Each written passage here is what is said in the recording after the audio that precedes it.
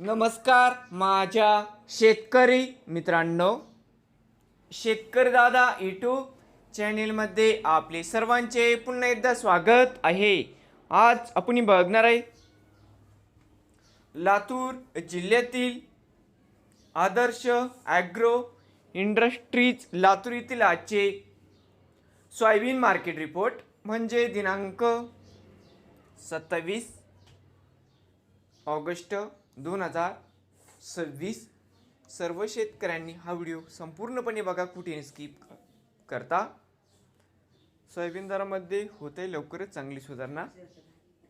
तर मित्रांनो, आजची चालू खरेदी सोयाबीन बाजारभाव.